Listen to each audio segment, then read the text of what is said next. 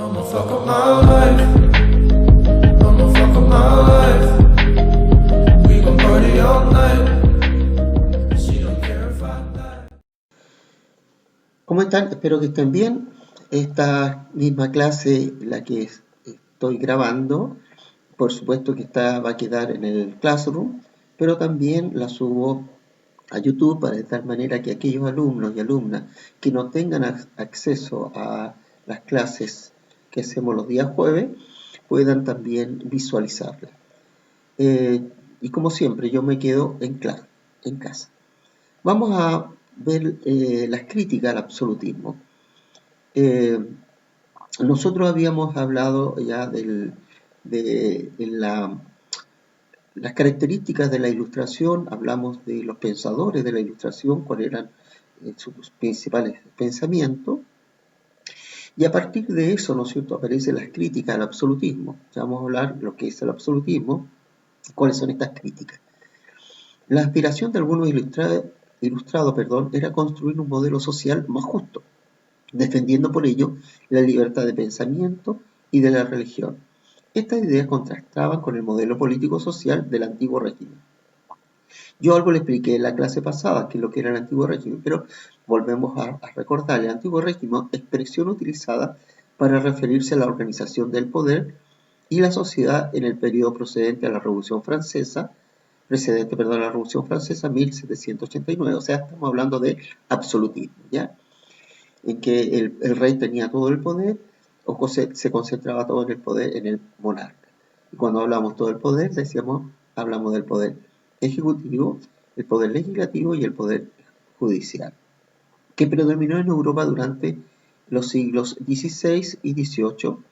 Dicho modelo se caracterizó por la concentración del poder en la figura del rey, quien controlaba todos los aspectos relativos al gobierno, como la promulgación de las leyes, el cobro de impuestos, etc. Además, prevalecía una organización social dividida en estamentos. Ya alguna vez explicamos lo que eran estamentos, eran grupos, ¿no es cierto?, sociales que era muy difícil, o sea, casi imposible pasar de un grupo a otro grupo. Entonces, estaba la aristocracia, bueno, en el caso de los franceses hablaban de tres estamentos o tres grupos, o tres estados, también lo llamaron los franceses, que en este caso era la aristocracia, la iglesia o el clero, y el tercer estado, el estado llano, donde estaba la burguesía, que es un conjunto de grupos que estaba compuesto por los comerciantes, los campesinos, etc. Y que era justamente el tercer estado el único que pagaba impuestos.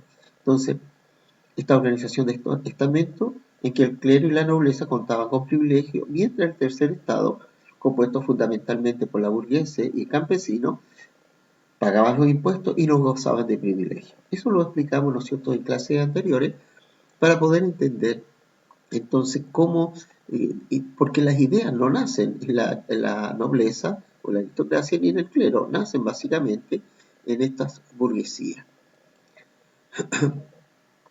Se constituye una sociedad política o civil cuando cierto número de hombres se asocian para formar un pueblo, un cuerpo político, sometido a un gobierno político.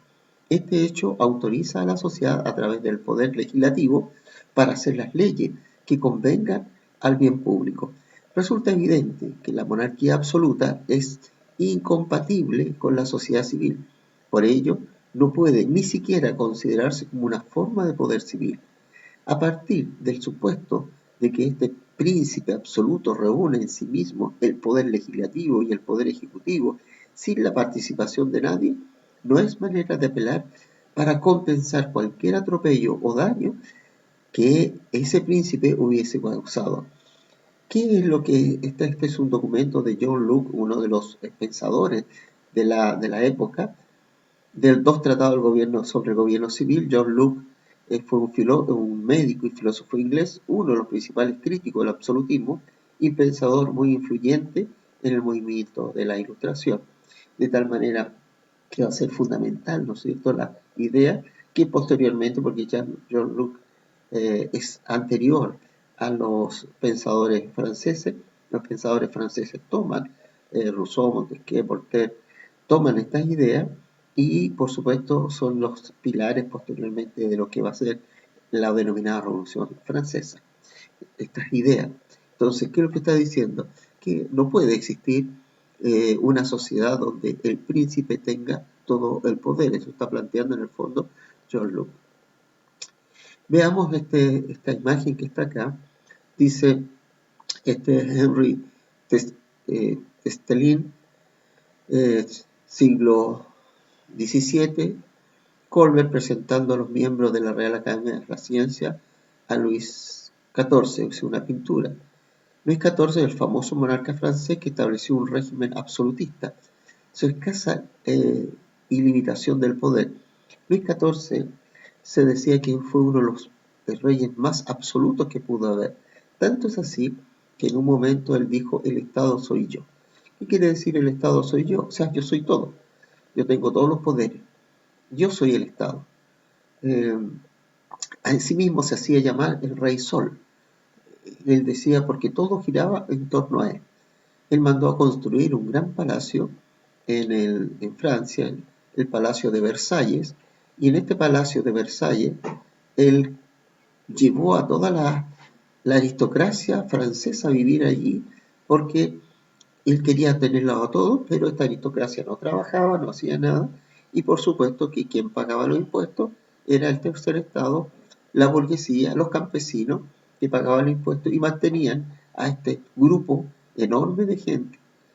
Era un palacio tan grande, bueno, todavía existe el Palacio de Versalles, es tan grande que se dice que tenía capacidad para que vivieran 10.000 personas allí. Y por supuesto todos vivían. De ahí aparece el concepto de vivir a cuerpo de rey, porque la verdad, ¿no es cierto?, que eran tan bien atendidos y no hacían nada, eran ociosos, y ahí vivían. Y este rey, el rey Luis XIV, entonces desarrolla este concepto de este absolutismo. Por eso se dice que fue uno de los más absolutos de todos, cuando, repito, él decía: el Estado soy yo.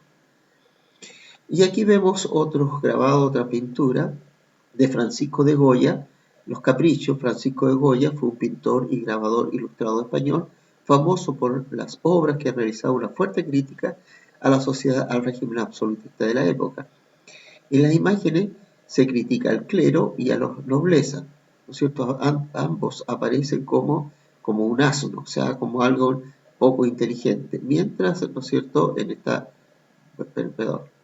esta parte de acá vemos digamos, al tercer estado o los demás, ¿no es cierto?, soportando a estos asnos. Recuerden la figura que mostramos en clases anteriores, donde aparecen aquí representados, ¿no es cierto?, una figura muy similar, donde ellos llevan el peso de todo. ¿Y qué hacen esto? Absolutamente nada. O sea, son burros sobre el pueblo. En este caso, aparece y la Inquisición, símbolos del absolutismo. La Inquisición, ya vimos, ¿no es cierto?, lo que era la Inquisición. Era un organismo de la Iglesia Católica que acusaba a todos los herejes, todo aquel que ellos consideraban que eran herejes porque no estaban de acuerdo con lo que planteado por la Iglesia Católica, eran llevados a este tribunal y eran acusados de herejía, y entre ellos, ¿no es cierto?, aquí aparece esta figura como más bien una figura de un científico, y por lo tanto todos aquellos científicos que discutían lo que planteaba la Iglesia Católica eran llevados a este tribunal de la Inquisición y eran condenados en muchos casos a la hoguera, a morir. Y esas son las críticas, ¿no es cierto?, que hace Goya a este antiguo régimen, tanto, ¿no es cierto?, del poder como el cobro de los impuestos, como también al poder que tenía la Iglesia Católica. ¿Y qué es el despotismo ilustrado? El despotismo ilustrado, a pesar que la Ilustración y el absolutismo eran opuestos, hubo una etapa de la segunda parte del siglo XVIII en que estas dos corrientes convergieron. O sea, por una parte, los reyes, los monarcas, los absolutos, y la Ilustración. El resultado de esto fue la aparición del absolutismo o despotismo ilustrado. que relacionó a algunos reyes absolutistas con pensadores ilustrados. Este régimen fomentó el desarrollo de la ciencia, el progreso técnico y la creación de obras públicas. Sin embargo, fue criticado por los grupos sociales bajos y medios de la sociedad, pues en la práctica eh, terminó siendo visto como una continuidad del absolutismo, más que como un cambio real que favoreciera a la población en conjunto.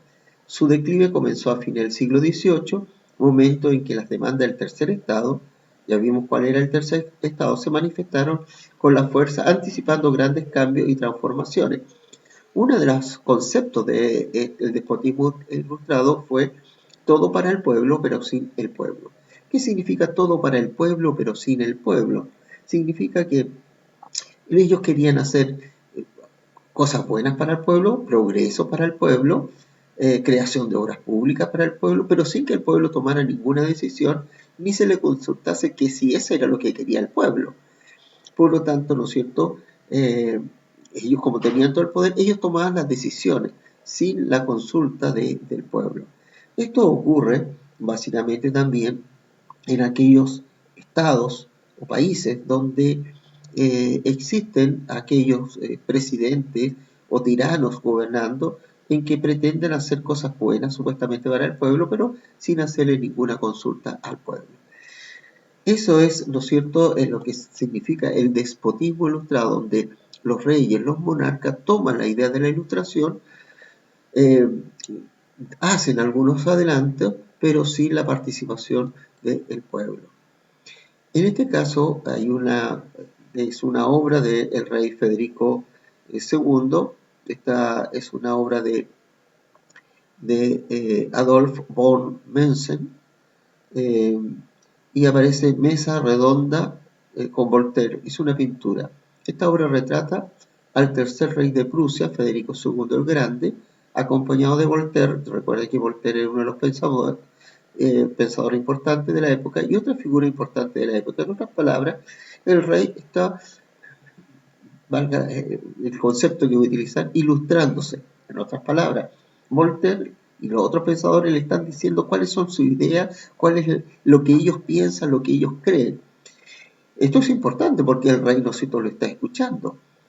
Ahora, el problema está, ¿no es cierto?, es, vuelvo a decir, o sea, el rey le escucha, el rey entiende, son buenas las ideas, pero no está actuando en favor del pueblo, sino más bien a lo que él cree que es lo mejor para el pueblo.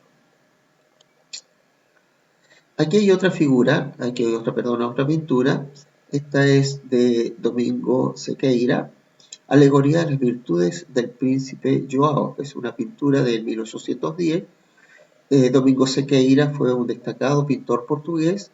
Esta obra es una alegoría destacando al rey Joao o Juan VI de Portugal, reconocido como los últimos monarcas ilustrados.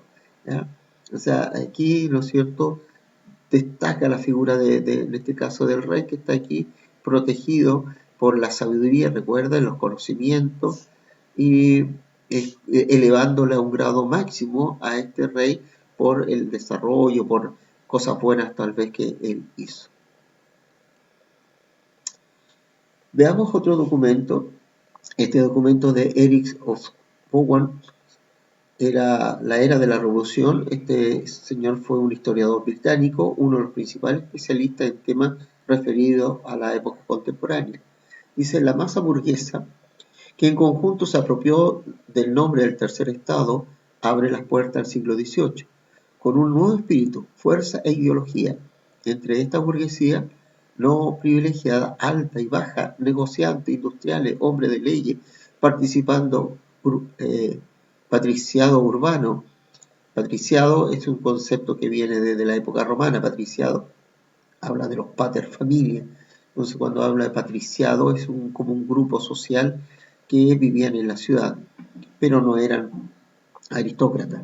Se difunden las nuevas concepciones ideológicas, racionalistas y críticas, que postulan una transformación política y social, o sea, cambios en este sistema que estamos viviendo, es ellos lo que van a plantear. O sea, terminar con el absolutismo, porque la burguesía pretende quebrantar las prescripciones y privilegios que la colocan en posición desventajosa frente a las clases sociales aristocráticas. Terminemos con esa. La burguesía, este grupo, donde estaban los pensadores, donde estaban los comerciantes, donde estaban los artesanos, en otras palabras, los que producían realmente, los que tenían los recursos, los que tenían el conocimiento, pero ellos no tenían los privilegios. Rompamos con estos privilegios que tienen esta aristocracia, hay que romperla. Y esa es, ¿no es cierto?, aparecen estas críticas a este sistema del absolutismo. Veamos la Ilustración y el absolutismo monárquico. El absolutismo monárquico, como una forma de organización, ya vimos, ¿no es cierto?, hablamos de estos reyes, ¿no es cierto?, que adoptan la Ilustración y aparecen los déspotas ilustrados.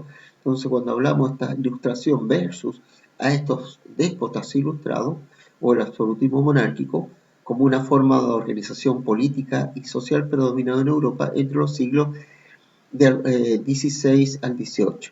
Con el ascenso del pensamiento ilustrado y en un contexto en que se aumentaba la exigencia de la burguesía y el bajo pueblo, además del aumento de las problemáticas sociales, los regímenes absolutistas se vieron fuertemente cuestionados, ante lo cual reaccionaron de diversas maneras.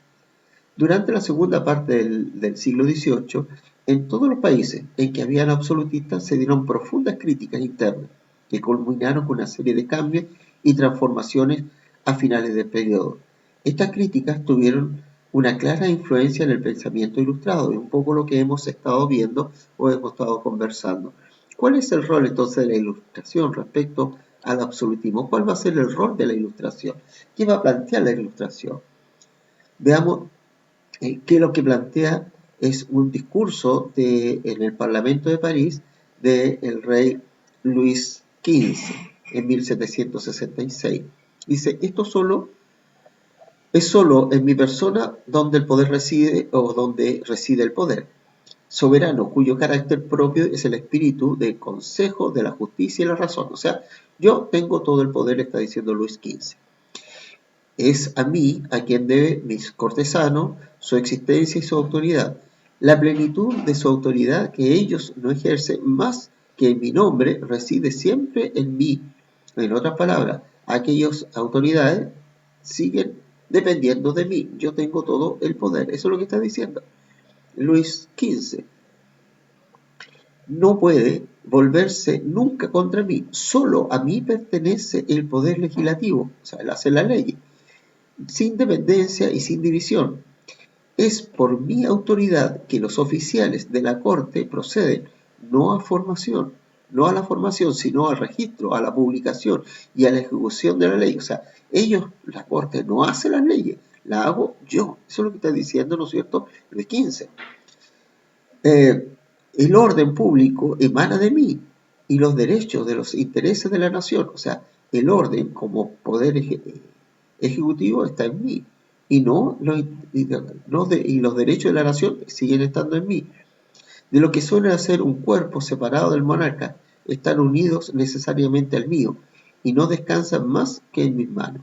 En otras palabras, ¿qué es lo que está diciendo? Ella está ratificando el poder absoluto del rey. Veamos otro documento de la Enciclopedia Ilustrada, entrada en el concepto de la autoridad pública. Este es un documento que ya hemos citado, no es el mismo documento, pero sí sobre la enciclopedia de Diderot Denis y Jean de Lambert. Ningún hombre ha recibido la naturaleza, el derecho de mandar sobre otro. La libertad es un regalo del cielo y cada individuo de la misma especie tiene el mismo derecho de disfrutarla como disfruta de la razón. En una palabra, la corona, el gobierno, la autoridad pública son bienes que pertenecen al cuerpo de la nación y de que los príncipes son usufructuarios y los ministros depositarios. Si ustedes se fijan, es un pensamiento diametralmente opuesto a lo que plantea Luis XV en su discurso, a lo que está planteando esta enciclopedia, la enciclopedia, en que habla, ¿no es cierto?, de que el derecho, ningún hombre tiene el derecho a mandar sobre otro. que la libertad es un regalo, o sea, todos somos libres. Y por lo tanto, en una corona, vale decir, en un rey o en un gobierno, en una autoridad pública, son bienes que pertenecen a toda la nación. En otras palabras, está hablando de la soberanía popular, que el poder no reside en un rey o en un monarca o en un gobierno, sino que el poder está en la nación o en el pueblo. Y es el pueblo quien decide, no los ministros, no los príncipes, no, sino que es el pueblo el que debe tomar las decisiones. Veamos este otro documento acá, que aquí está mucho más explicado. El grabado sobre el motín de Esquilache, en 1860, en el libro de Historia de la Villa y la Corte de Madrid. El motín de Esquilache fue una revuelta social que se produjo en 1766, durante el reinado de Carlos III, cuando tenía en su gobierno al marqués de Esquilache. Este era reconocido por su tendencia ilustrada, sobre todo en la construcción de obras públicas. Estamos hablando entonces de un déspota ilustrado. Ese año hubo crisis y escasez de alimentos, y desde el gobierno se impusieron restricciones en la vestimenta, lo que afectó principalmente a los sectores populares, quienes se amotinaron contra las medidas llevadas a cabo, mostrando su rechazo a la inclinación déspota del gobierno. Este mismo año, Esquilache renuncia y dice: yo he limpiado Madrid, he empedrado, he hecho paseo y otras obras que merecía que me hicieran una estatua, y en lugar de eso me han tratado tan indignamente. En otras palabras, ¿no es cierto?, Esquilache, él se sentía, bueno, si yo hice tanto por Madrid, ¿por qué me tratan de esta manera? ¿Por qué me hacen, ¿no es cierto?, un motín en contra mía? Pero la situación del pueblo, ¿no es cierto?, era otra. Para saber un poco más, no sé si ustedes han visto, pero les hago la mención, lo vamos a hacer también en la clase. Ustedes tienen allí un código, este código que aparece allí. Si ustedes entran al sitio web, enlace del mineduc.cl, ahí les van a pedir este código, ustedes lo copian y lo pegan allí, y posteriormente, ¿no es cierto?, le va a hablar mucho más de este motín de Esquilache. Van a encontrar un video o un documento, dependiendo qué, pero siempre en su libro, cuando ustedes vean su libro y vean este código, ustedes lo colocan y ahí le va a aparecer mucho más el contenido en relación a ese tema. Aquí aparece otro documento, que es el de Carlos III, comiendo ante su corte, de Luis Paret. Fue un pintor español. En esta obra retrató a la corte de Carlos III, en la que deja entrever el gusto del rey por las artes y la opulencia. Si ustedes recuerdan, ¿no es cierto?, el otro cuadro hablaba también de Carlos III, o sea, el pueblo se rebela por los impuestos, porque a ellos tenían que restringirnos inclusive la vestimenta. En cambio el rey, ¿no es cierto?, vive en absoluta opulencia. Entonces la anterior, la fuente C y la fuente D, que es esta, aluden al reinado de Carlos III de España, aunque desde distintas perspectivas. Este rey, que fue considerado un déspota ilustrado, llevó a cabo políticas reformistas de modernización e inversión, entre las cuales estaban el embellecimiento de las ciudades, cambios institucionales y algunas restricciones sociales. O sea, hay restricción, pero él no se restringe. O sea, los demás tienen que restringirse, a los demás le cobramos impuestos, pero en el caso nuestro sigo siendo el rey, sigo teniendo el poder. Eso es más o menos que presentan esas imágenes anteriores. Veamos estos otros dos documentos, finalizando para ver posteriormente lo que deben de hacer. En la mayoría de las partes de los países en que imperaba el despotismo ilustrado, tales reformas eran inaplicables. Por eso resultan incapaces de cambiar el carácter general de su estructura política o social. O sea, no pueden tomar la idea de la Ilustración, que hablaban de una soberanía popular, de la libertad, etc., estos reyes, y querer hacer, ¿no es cierto?, reformas. O sea, no es aplicable. ¿Por qué? Porque ellos mantienen o quieren mantener su condición de reyes absolutos. O bien fracasan frente a la resistencia de la aristocracia aun cuando, ¿no es cierto?, a lo mejor quisieron hacer algunos casos, pero la aristocracia no quería perder su privilegio, ni tampoco la iglesia quería perder su privilegio, y otros intereses intocables, dejando al país recaer en una nueva versión de su anterior situación. En Francia, fracasan más rápidamente que en otros países porque la resistencia de los intereses tradicionales era mucho más efectiva. Esta es una obra, ¿no es cierto?, de un señor Erich Oswald, La era de la revolución. Entonces él plantea, ¿no es cierto?, de que el poder de los monarcas era, como decía, era absoluto. Bueno, en Francia van a sucumbir y las ideas van a florecer por algunas razones que ya lo hemos explicado en clases anteriores, que cuando el rey tenía, ¿no es cierto?, necesidad de pagar porque tenía muchas deudas, entonces le está pidiendo a los otros grupos, vale decir, a la aristocracia y al clero que paguen impuestos. Como ellos se niegan a pagar impuestos, entonces el grupo, el estamento, que era básicamente liderado por la burguesía, ellos se van a separar y allí va a comenzar el inicio de alguna manera de la Revolución Francesa, que termina o culmina, como ya hemos visto, con el estallido más fuerte social, que comienza ya con la toma de la Bastilla. El documento F es un documento de Timothy Blackney del 2002 y nos habla acerca del siglo XVIII. Entonces ambas son fuentes secundarias. La concepción de Estado de los soberanos europeos se amplió de manera perceptible durante el siglo XVIII. Se puso más atención a la salud, a la educación, a la felicidad de sus súbditos. Lo que la Ilustración proporcionó fue la creencia optimista de que, por medio de la aplicación del frío ojo de la razón a los asuntos de Estado, los gobiernos podrían llegar a ser más fuertes y eficientes. Por consiguiente, el absolutismo ilustrado debería ser visto como la respuesta de la monarquía europea al cambio en la concepción del gobierno.